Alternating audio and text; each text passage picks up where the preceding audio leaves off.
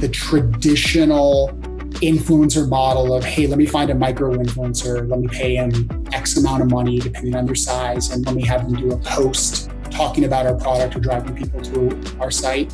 The experience that we've had with ourselves and then with brands that we've worked with is you're really not going to get an ROI there. One of the most vexing questions brands are asking themselves today is how to get a solid ROI from influencer marketing. At Fancy.com, Greg Spillane thinks he has the answer. When Greg came on as the CEO of Fancy in 2019, he was tasked with reinventing and rebuilding the brand. Known as the turnaround guy, he had experience coming into distressed companies and pivoting them into viable businesses. Fancy was right up his alley. The company was known for lavish parties and even handing out $1,000 gift cards to celebrities, models, and influencers. After Fancy blew through $100 million in investment money and with no profit in sight, Greg knew there was work to be done. With a new focus on profitability and building on the impressive technology that Fancy already created, Greg figured out a model that created a win-win opportunity for brands and influencers. On this episode of Up Next in Commerce, Greg discusses how he approached his role when he was brought in to turn around this struggling brand. He details the influencer channel and email strategies he's implementing to turn engagement into transactions. Plus, he talks about how to build a sustainable company, the things to consider when building out a board or taking on investment money, and he discusses his thoughts on when building an app is beneficial or just a distraction. Enjoy this episode. Up Next in Commerce is brought to you by Salesforce Commerce Cloud. Respond quickly to changing customer needs with flexible e-commerce connected to marketing, sales, and service. Deliver intelligent commerce experiences your customers can trust across every channel.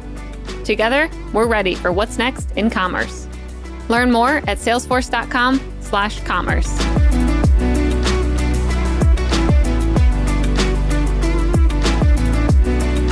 Welcome back to another episode of Up Next in Commerce. This is your host, Stephanie Postles, co-founder of Mission.org.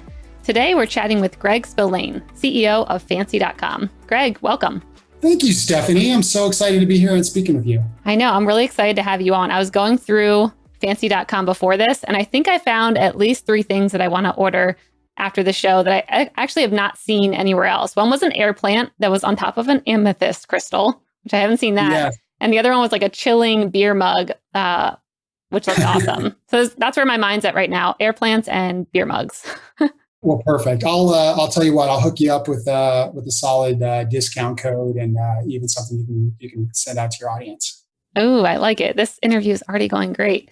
So you have such an interesting story. Fancy is a really good story. I was hoping actually we can just start and dive right in about what is your role and how did you come to Fancy and what is Fancy.com? Sure. Yeah.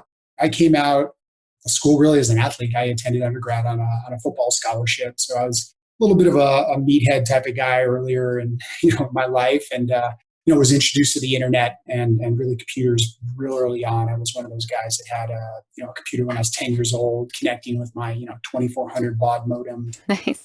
doing all those types of things. So that's, schools, technology is what I studied. I got out. I started my career as an engineer, quickly realized, coding all day was just not for me.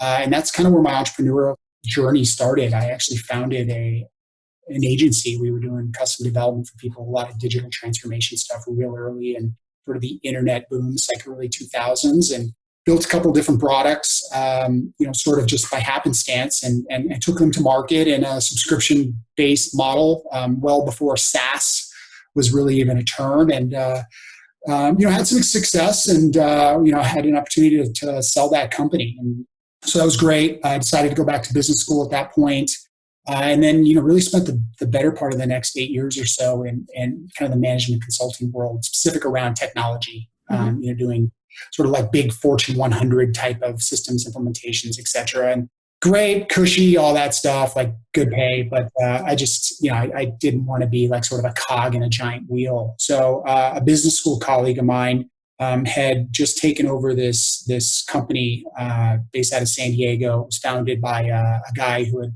already had a $1 billion exit, and it's kind of more of like an incubator of sorts. It was like 4 or 5 companies that had came together, and he was asked to run it. And he was looking for a guy who had sort of a tech, marketing, business development background, and brought me in. And I left sort of the cushy corporate world to get back into the crazy world of entrepreneurship.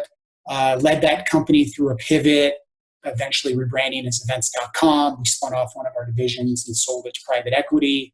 And it was a nice little ride. And that gentleman ended up moving back into the private equity world and opened up a fund and a venture fund, and would invest in a number of different companies. And somehow I became like this turnaround guy that he would bring me into these companies that had all this potential that they invested in, but for one reason or another was somewhat distressed. And that's ultimately how I got introduced to Fancy.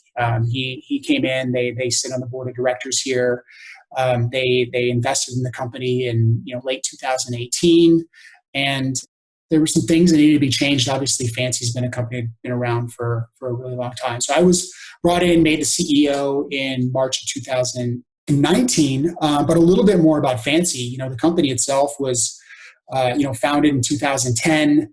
Tremendous amount of early success. I think we're talking about this. People like Jack Dorsey, was on the board of directors early on. Even today, our board of directors is sort of a who's who of people. But the company's had over 12 million users since our inception. Really founded as more of like a social network, a Pinterest of sorts, a place to really kind of find and share just really cool and interesting and unique products. And then there was a natural evolution into commerce. And we've had a lot of highs, and the company never had an issue with users or experience. It was really around profitability and finding a way to make this into a viable business model. So we did end up having a situation where there was a couple insolvency moments, which ultimately led to the transition. But I've come in, and there's still such a great user base and foundation in here, and we've sort of been pivoting the company and turning things back around, and it's been a fun little ride so far, and we're really excited about the future. That's great. So when thinking about coming in and turning around companies, either at fancy.com or just holistically from like a higher level of what you've done in your past, what does the first maybe 90 days look like when you are looking at a company and figuring out how you want to change it and what's going wrong? Yeah, good question. So having done this a handful of times now, I can tell you that I made a lot of mistakes the first couple times doing it, and I think it really prepared me for the role I took on at Fancy. But I'll tell you what not to do. Okay. What not to do is go in and start making changes too quickly. To go in and sort of like point out every mistake that the company's ever made. Mm-hmm. One of the easiest things in the world to do is be a critic. And, you can go into a company that's, somewhat distressed or has had some issues, and you can just start just tearing things apart. Whose decision was this? Why are we doing this? This doesn't make sense. And even though you can quickly kind of come up with the right direction and the right solution for what you need to do, you can lose your people. And ultimately, your people are the most important assets you have in many cases. So what you do need to do when you go into a company and you want to turn around, and I think it's something that I was able to do at Fancy, even though there were a lot of tough decisions and tough changes, is get the buy-in from your team. Mm-hmm. And a lot of times you do that by just listening and just acknowledging all the great things that they've done in the past. And truthfully, most of the issues that you're going to eventually have to address, they already know they exist and they know what they are. So let them tell you, and you'll start to kind of pull out the solutions. Then when you have to make those really difficult changes, that impact people's lives and careers and whatever it may be, the people that you need and the people that you keep, are on board because they see the rationale and they understand it, and in a lot of ways they're the ones that have kind of like helped you, guide you. So I guess just to summarize that, the one thing that I've learned over time and that I don't think I did real early on in my career is to just take super account of the people and the human aspect of, what they're going through, and being a new person coming into an established company and having to make change, but doing it in a way that keeps them engaged and let them believe in you and want to continue to be part of the company. Mm-hmm. Yeah, I love that. So when it comes to fancy.com, it seemed like before you, it was a pretty fancy environment, like maybe really nice parties and things like that. Did you have any struggles maybe when it came to convincing the employees, like, we can't keep doing that? Or because, many employees are probably like, I'm used to this and I'm getting, I'm very used to going here and interacting with these people and having this kind of swag. And I don't know if that's the case for Fancy.com, but did you encounter any of that pushback when you were kind of evolving the environment to focus on profitability? Yeah, I did. Funny story, at least I think it's funny. We had this storage unit in, Manhattan, and I went into it one day and there's just a bunch of old fancy stuff, swag and, different products that people had sent to us for evaluation. There's this box, and I open up this box, and it's got like these thick, like metal credit cards, right? They're the size of credit cards, but they're kind of like, solid steel. Uh-huh. And it's like, thank you for visiting Fancy. We value you. Here's $1,000 gift credit to use a Fancy coupon code. Oh my gosh. Hundreds of these things. I mean, like a stack, like a box full of them, like probably 1,000 of them. Oh my gosh. And I'm like, I don't know, what is this? Like, we were just giving away, like handing out $1,000 gift cards. So I went back to the team and talked to them. And the founders apparently would go to these like parties in New York City. And, they would have models and celebrities and hip hop artists and athletes and et cetera. And they would just walk around the party, just kind of talking, and they would just give these $1,000 gift cards away to people. Wow. That's super fancy. That is super fancy. Right. And that's how you go through $120 million in capital in a period of time. And is that what you encountered when you came in? It was like $120 million of capital was kind of spent maybe in not the best ways, and you had to kind of get out of the hole? Well, yes and no. So the positive, and this is what, really is, like, I think, exciting about the opportunity, and one of the reasons why I decided to pretty much uproot my life and spend, the last however many, months in New York, as being a Southern California guy, is yes, that a lot of money went to waste, and there was a lot of money spent on parties and those types of things. But along the way, they built an amazing technology platform. So Fancy's all proprietary, and really the underlying technology that's built upon the mobile app that we have, is really rock solid. And I'm a technologist, and I've been a technologist throughout my life. In our mobile app, we have, I think today, like give or take, like 2.7 million active installs of the Fancy app. Wow. iOS, Android. Fancy.com domain name. The site itself, is generating however many hundreds of thousands of unique visitors a month just through sort of organic and SEO. Our data set, we've had over 12 million Fancy accounts created. We've done, several million transactions. We're working with, however many merchants, some 800 merchants. We're a global company. We've, last year alone, we sold product to 135 countries, right? So there was this like asset pool that was built with that money that went out that, as a startup, you would just never be able to replicate. Mm-hmm. You couldn't do those things if you were starting from scratch. But then because of some of the shortfalls of the company, and this is more from a business perspective, the current valuation and, as we've raised last money, I mean, we're just closing out a small little bridge note right now at a $12 million valuation, which is insane. I mean, the intrinsic value of our assets far exceeds that number, but because of the situation, that's where we're at. So I look at it as a huge opportunity and an amazing asset pool that we sit on. But short answer to your question is, there was a lot of money spent on like parties that like Tiesto was like DJing at that had like no business rationale really other than just getting the Fancy brand out. Oh my gosh. I kind of wish I was at that party, but I don't know if I'd want to be an investor in that company per se, or the CEO at that time. So that sounds like a big turnaround project. Maybe to talk a little bit about Fancy, there was a lot of products on there, a lot of really cool products. Was there any business decisions around product selection or how to curate them or personalize things, or, around like sourcing new products that you're implementing right now to maybe make the user experience better and to not show, like thousands of products at once and more personalize it to the people when they're coming onto the website? Yeah, really kind of all those things in some way or another. It's still a work in progress. and we're implementing, actually, we partnered with a great company. It's actually a portfolio company of Raptor, which is the investment firm behind Fancy right now, called Luminoso. And they have a bunch of amazing, AI technology, machine learning technology that's being implemented in everything from search to recommendation to, sort of a lot of the social aspects we have in our site, and how we're going to be able to better make recommendations and curate products more effectively. All of that stuff has been in change. We did a significant culling of the amount of products that we were on our site, and when we came on board, I think there was actually like 400,000 products that were live, and Wow. it just didn't really make sense. Like, you can't be a curated marketplace or a highly curated marketplace with that many products available.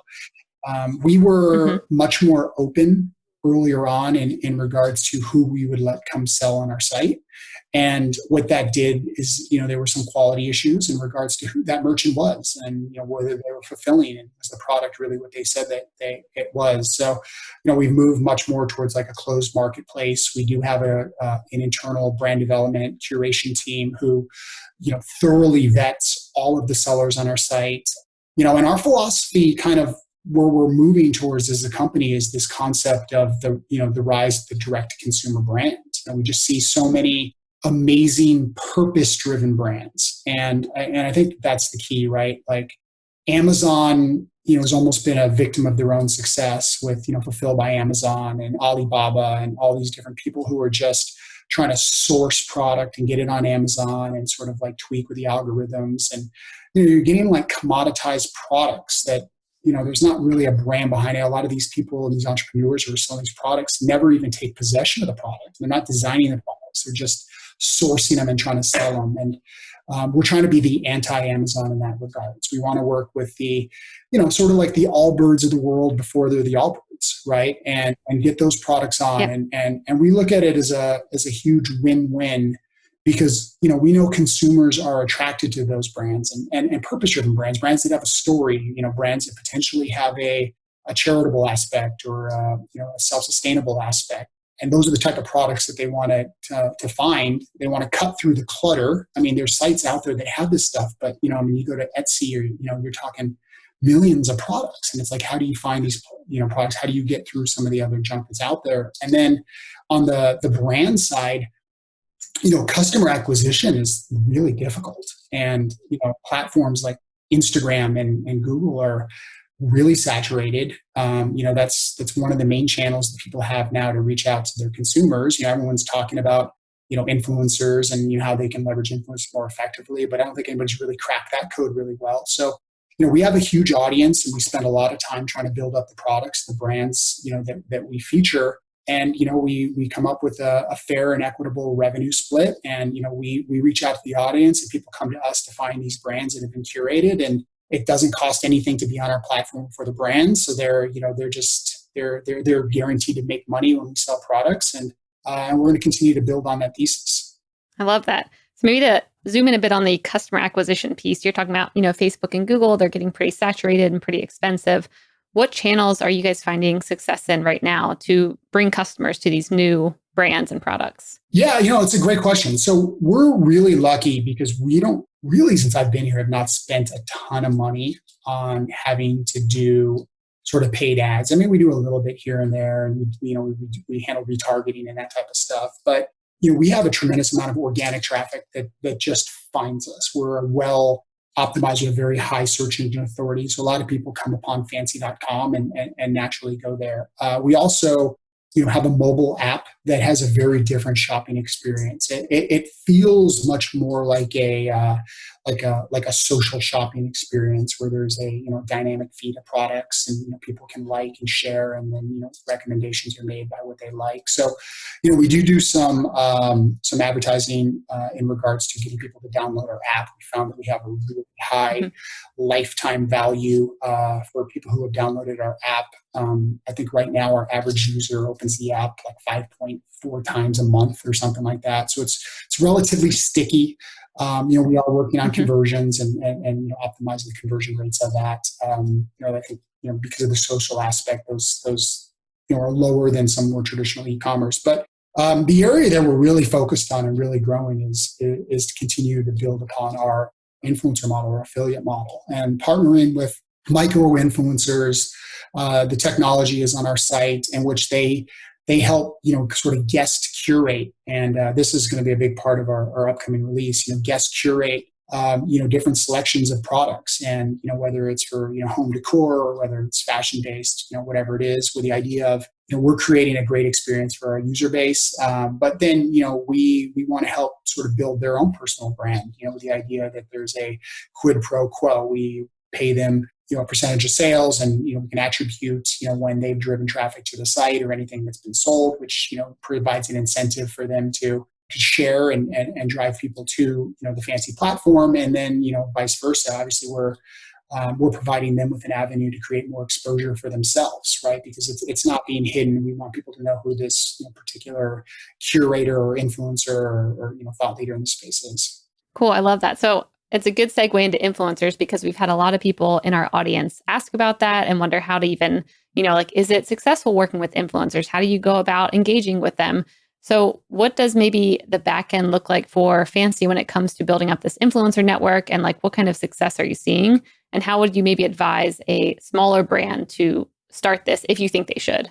The influencer models can be tough. And, it's definitely something we talk a lot about. We've been toying around with it. We've done a lot of user research in the space. What I would say is the traditional influencer model of, hey, let me find a micro influencer. Let me pay him, X amount of money, depending on their size. And let me have them do a post talking about our product or driving people to our site. The experience that we've had with, ourselves and then with brands that we've worked with is you're really not going to get an ROI there.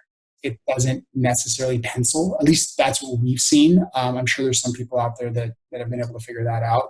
So we're looking at it a little bit differently, or at least our approach to it is we want to create more of a platform that influencers can leverage and become a little bit more native in what they're doing.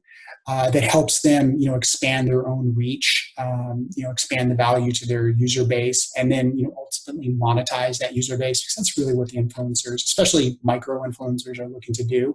But it has to be done somewhat organically, at least from what I've seen. And if it's just a matter of paying an influencer because you want them to use your product or post your product or tag you in something like that, I don't know. I have not personally seen that ROI. I think it takes a lot of time and patience. I've seen some companies, some of the brands that we've talked to that have tried it, that they've kind of given up after a couple months of doing it because they just haven't seen the return that they've wanted. So I think that's kind of one component of it. I think it can be kind of difficult to go that route. From my experience, some of the influencers can be a little bit difficult to work with, but not all of them. So you got to kind of pick and choose. We do a lot of reach out through our own Instagram account. We have about 350,000 followers. So, that helps and it gives us some legitimacy, and, we're usually able to engage, and, we got some great people who follow us on Instagram. Right. And, that's another big advantage as well. So that's, typically how we open up discussions. And then, we try as much as possible to look at it from a pure win-win perspective. And we want to be a technology company. So we want to be able to provide them with more of a platform that sort of ties into what they're already doing and allows them to effectively monetize their audience, but try to do it as authentically as possible. Yep. So how are you building a platform? I'm trying to imagine what that would look like from the influencer's perspective. Is it just a platform based around Fancy products, or is it kind of separate where it's a platform for them to influence, but other products can be there as well? Or how do I think about that? The way the platform currently works right now is we can create a profile on Fancy for a particular influencer in which they can curate their own, lists, different groupings of different products, et cetera, that they like. And so what we bring to the table is, we bring in the fulfillment infrastructure. We have the relationships with all the different brands. They've already been vetted. We handle all fulfillment, we handle all shipping, we handle all payment processing, we handle all fraud detection, returns, customer support, et cetera, et cetera. And then what we can do with them is we can give them, the ability to go on a Fancy, create a profile. It can be done honestly, and we have done it in more of a white labeled capacity in the past, where it looks almost like their own personal website, like their own storefront, in which they're able to pick our sort of unique and interesting products and kind of populate it. But in a lot of cases, it's done more of in like a traditional profile on our site. And then we have, attribution on that. So, it works in more of an affiliate model from, any traffic or any users that they drive to our site. We can, track it and ultimately we can pay them, per the performance of what they've done. What makes us interesting versus like, let's say an Amazon who does some affiliate type of stuff is, we do have a little bit more of an authentic kind of lifestyle brand with who Fancy is, and a little bit more legitimacy with kind of being cool and sort of like having new and interesting, unique stuff versus kind of Amazon, which is great for commoditized products, but isn't necessarily where you want to like buy your fashion from, right? And then that lifestyle brand plus the uniqueness of our products, it's something that a lot of times their users, and depending on the micro influencer and influencer we're working with, the type of imagery we use, et cetera, is typically more engaging and more in line with what they're trying to accomplish with their own profile, anyways. Got it. Yeah, that's really interesting thinking. It's probably easier than for a brand to just work with you guys to then get access to that influencer network and hopefully be chosen to be on one of those lists or whatnot. Yeah. It's funny you say that. That's something that we have, as a company, have done in the past and have done pretty successfully. When I came in, I really wanted to simplify our business model, and I wanted to kind of bring out all these sort of like different one-off type of deals. But we've had a lot of brands, like big brands, global brands, that have come to us and have paid us, six figures to connect them with users on our site or influencers on our site in kind of joint marketing efforts. You mentioned T-Pain, and you saw that T-Pain video, right? Like, yep. I saw he was called the VP of, I think, product testing, but VP had quotes around it. So like he did a big thing with us, Purple mattresses. You probably heard of Purple. Purple came to us however many, a couple of years ago, and we sort of middled an entire campaign with T-Pain. And T-Pain did a bunch of different videos and interesting kind of things, created a bunch of content for Purple mattresses that, of course was featured on Fancy, but then Purple was taking this content and they were repurposing it for their own purposes. So that opportunity is there. Like I said, it's a little bit of when you come into a company and you're running a turnaround, is you got to like really focus. So, I really am trying to focus on just creating a great user experience with our merchants and the different brands that we're partnering with, and then do the best that we can in order to help that experience for our consumers be a better experience by bringing in influencers and people who can really create interesting collections of products that we think ultimately, people like yourself, the consumers of the world, will find, value in.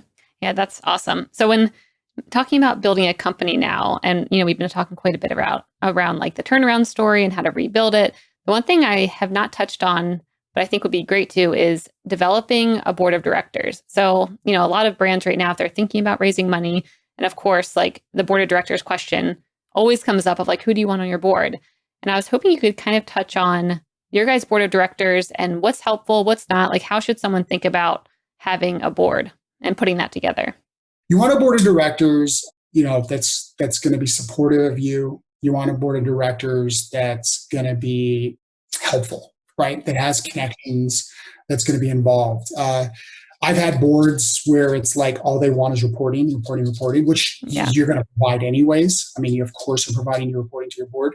A really effective board isn't necessarily a babysitter of, the money or whatever that's been invested, and just kind of like that. I mean, that's helpful. I guess it helps keep you accountable. But, what you really want from a board is a group of people that are willing to get involved and, make introductions, or are going to actually take an active interest and listen to what you're doing and provide you with valuable advice and help you answer difficult questions. And a lot of times you don't get that with your board, especially if you get kind of a fund that comes in. Maybe you get someone on the board. It's a board seat they take over, and you're a part of 100 portfolio companies, and they're not even really paying attention. They don't really know what you're doing. They don't know your industry, etc.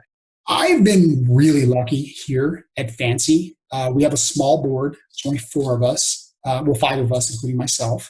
The chairman of our board is Jim Pilata. Jim Pilata is one of the owners of Boston Celtics. He just actually recently sold AS Roma, which is the Rome, Premier League soccer team. He's a billionaire, extremely accomplished investor based out of Boston, super well connected, and is just sharp as a tack. And he's involved just enough, like the perfect amount, like wants to make introductions, wants to make connections, has just an amazing Rolodex, and he is willing to open his Rolodex at any time to make a connection for the company. And then, we have, Francois Pinault, who's, basically chairman of Curing. He's married to Selma Hayek.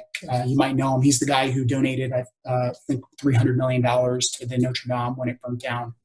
In Paris. And so they own, Gucci and Balenciaga. They're like one of the largest luxury houses in the world. So, once again, extremely well connected, credibility across the board. When you're talking to brands, we're trying to bring on direct to consumer brands, and one of the largest shareholders of this company and board members, owns Gucci. Like that goes a long way. And I'm really lucky, very supportive. There are people who have, brought more to the table than just money, really an active interest in the company and making those things. As far as building your own board, look, a lot of times your board members are going to be your biggest investors, and you go out and raise capital. And unless you got an amazing idea, or you're just really doing something special, like, as much as you want to say you can go out there and pick your investors, let's be honest, if someone's going to write a check and you're trying to raise capital, in many cases, you're going to take that capital.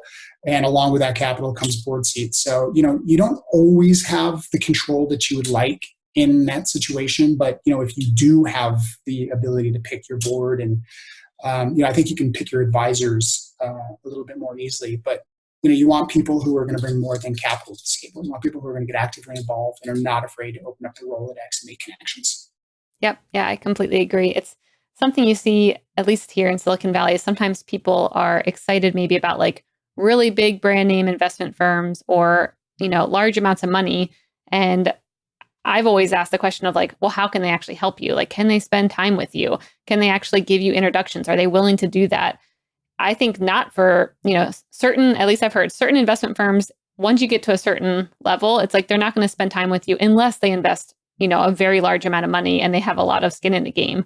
And outside of that, it might actually be better to work with someone who's in your industry, knows it, can introduce you to people. So yeah, I completely agree with the same thing with building a board or thinking about that. You might not always have the options to do so, but if you do, choose someone who can actually help you and spend time with you. That's exactly right. So earlier we were talking about you guys have an app and, your desktop version. How did you go about thinking about building out an app? You said it had a different user experience and buying experience and a lot more of a social aspect there.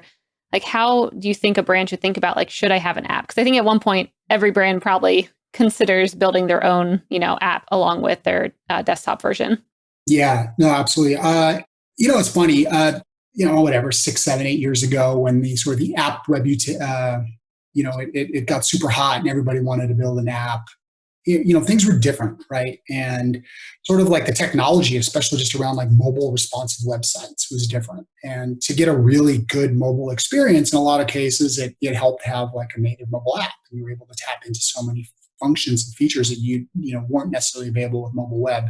What we see today and where we sit and the kind of the conversations we have in our product meeting is, we have a great, mobile responsive platform. The mobile experience on fancy.com is really good in our opinion, or it's as good, as you would need it to be, as good as all the other products that are out there. So for us to replicate our mobile web experience on app, just to have a couple of different features that you get with native didn't necessarily make sense for us.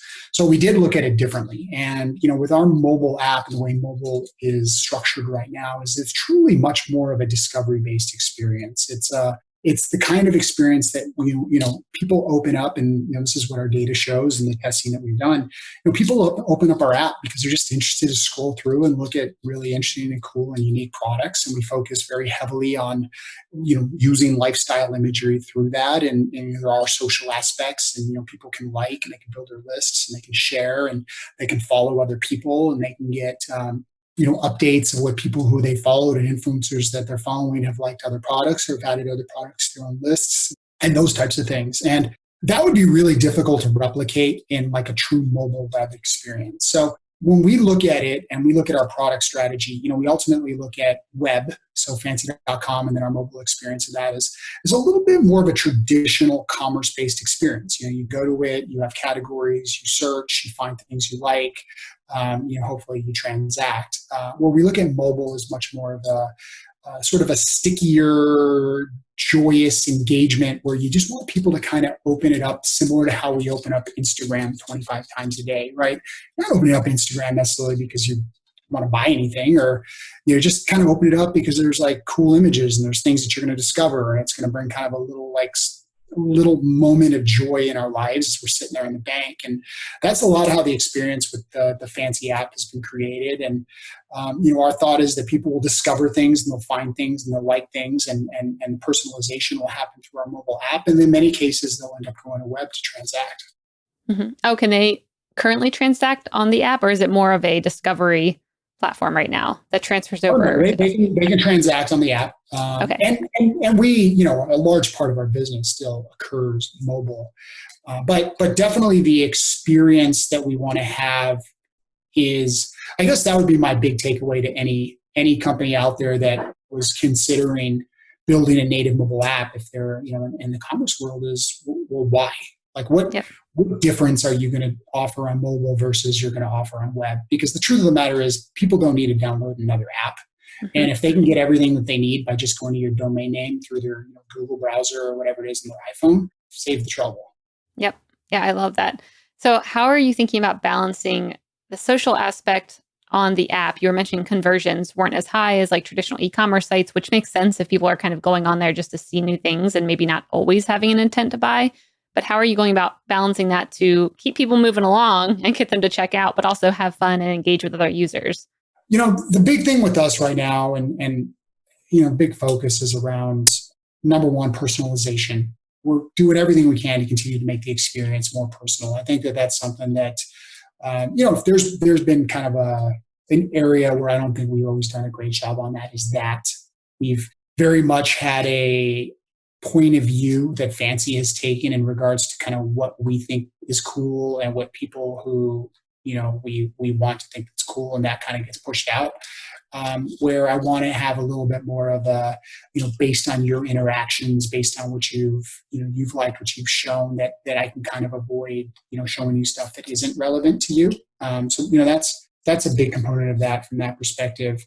We're okay with conversions being lower with the app because we also have really high engagement and repeat users. So these are people who are just opening up the app, quite frequently. I mean, some people open up the app almost on a daily basis, right? And those people aren't going to buy something on a daily basis, and they're not necessarily going to Fancy because they want to buy something, but they ultimately do buy.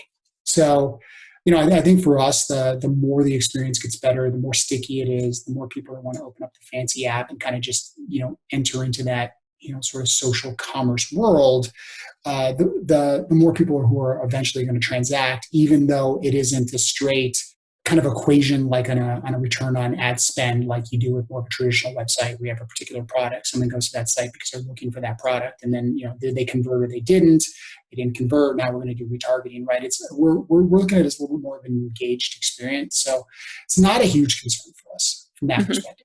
I'm guessing you would have to have a different set of metrics when it comes to like how's the app performing versus how is desktop performing. What kind of metrics are like your go-to things to check in on the health of the app versus desktop? Yeah, no, that's a good question.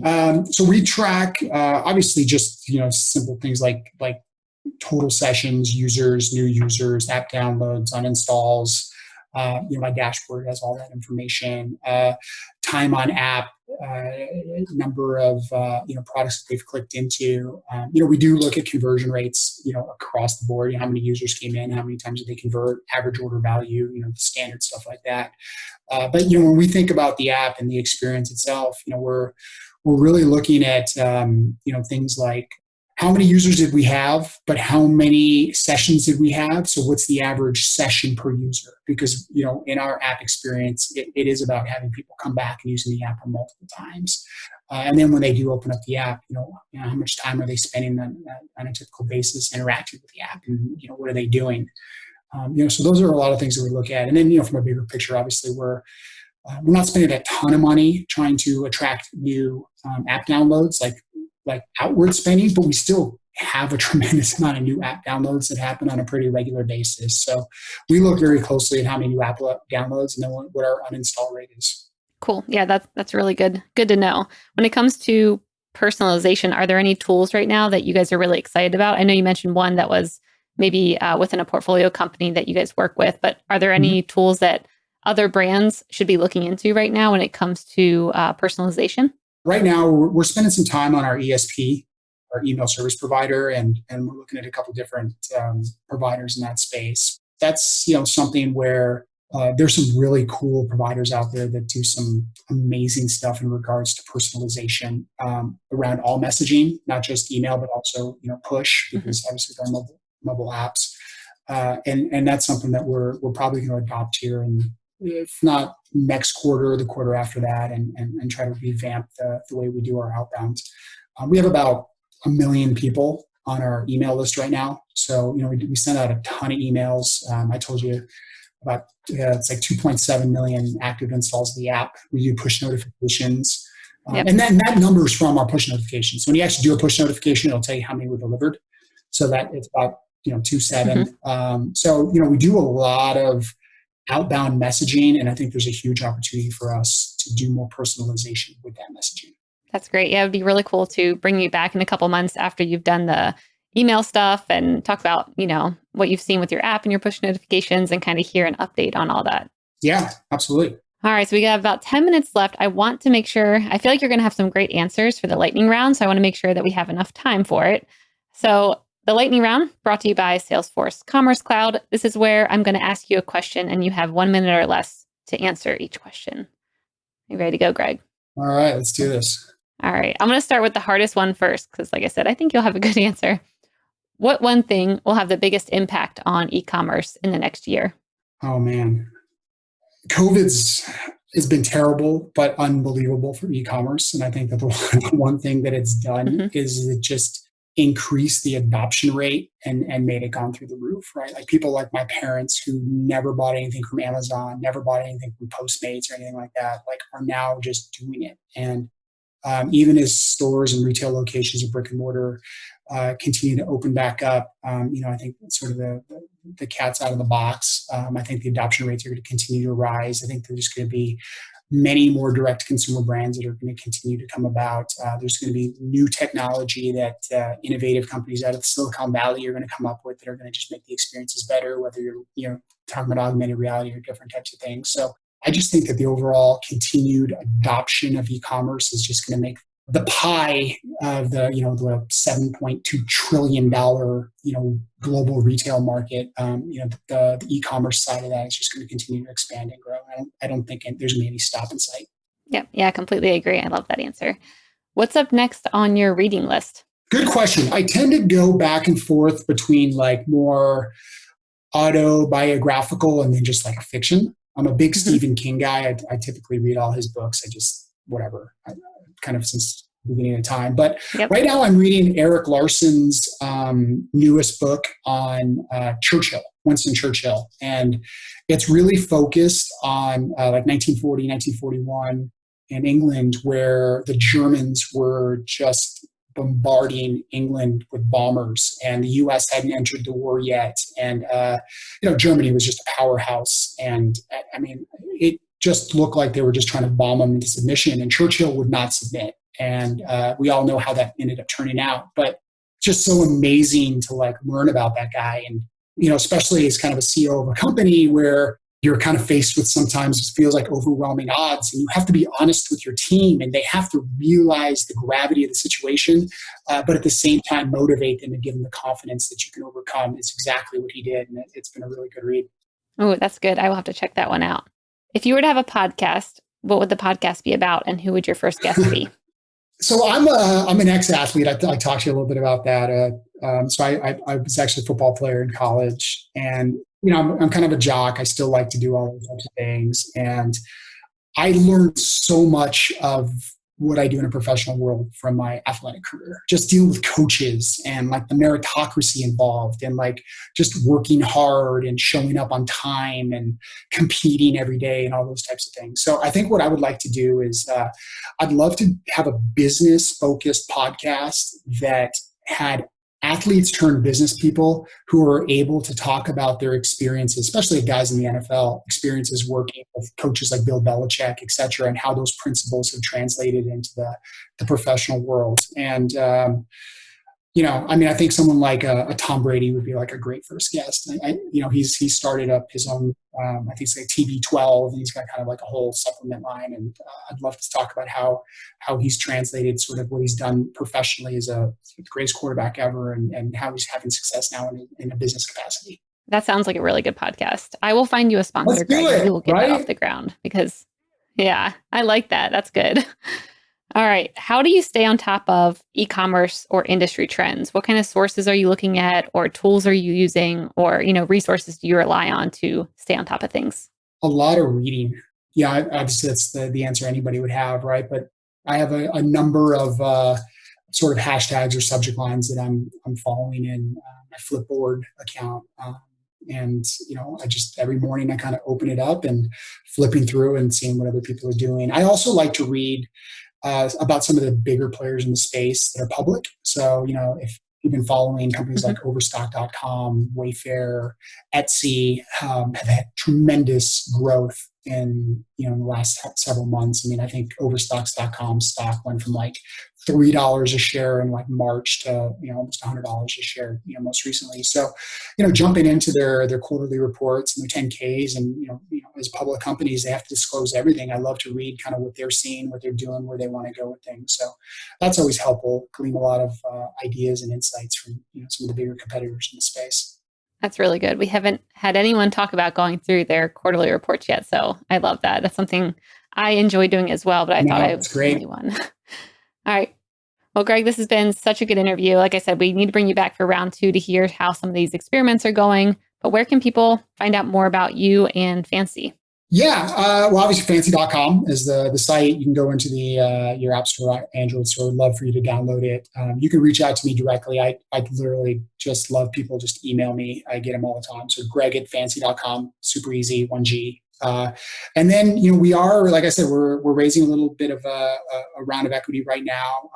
We're actually doing it partially through a equity crowdfunding site called WeFunder. So anybody that's interested in learning more, wefunder.com/fancy. You can see a video and see T-Pain and learn a little bit more about the opportunity. I think it's a pretty attractive investment, considering where we're at and what our opportunity is, and especially the valuation of our company today. Yep, I completely agree. We will link up that video because it was pretty great. All right, Greg. Well, thanks so much for coming on the show. It's been a pleasure. Thank you, Stephanie. Great being there.